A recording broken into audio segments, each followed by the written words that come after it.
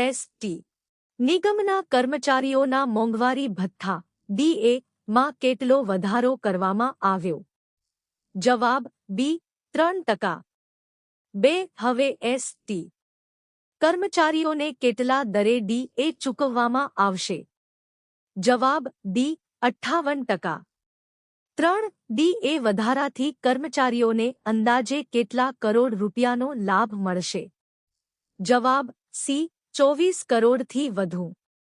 4. જીએસઆરટીસીમાં online ticket booking સેવા ક્યારે શરૂ થઈ? જવાબ બી 25 એપ્રિલ 2008.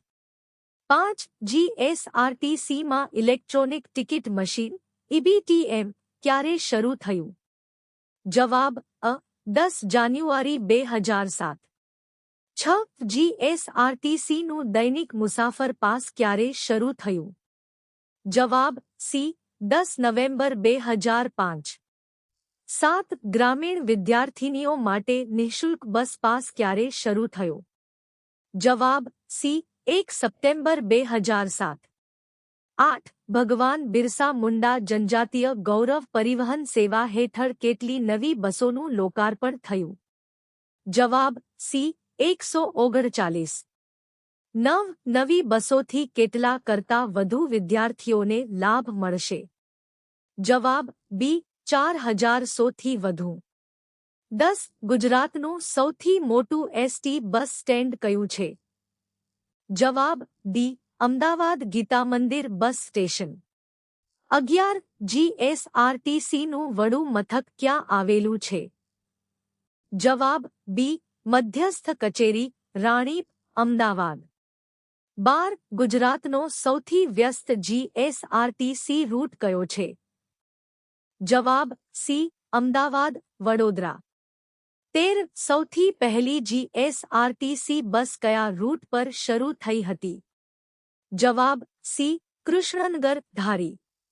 14. ગુજરાતનો સૌથી લાંબો જીએસઆરટીસી રૂટ કયો છે?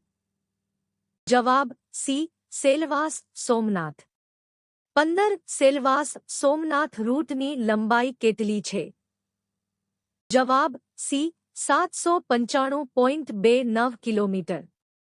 16. જીએસઆરટીસી દરરોજ અંદાજે કેટલી ટ્રિપ્સનું સંચાલન કરે છે? જવાબ સી 40,000થી વધુ. 17. જીએસઆરટીસી દરરોજ અંદાજે કેટલા મુસાફરોને સેવા આપે છે?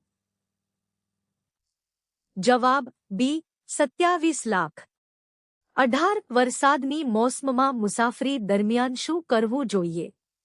જવાબ સી ડ્રાઈવર અને કંડક્ટરની સૂચનાઓનું પાલન કરવું. 19. બસમાં ચડતી અને ઉતરતી વખતે શું રાખવું જોઈએ? જવાબ બી સાવચેતી.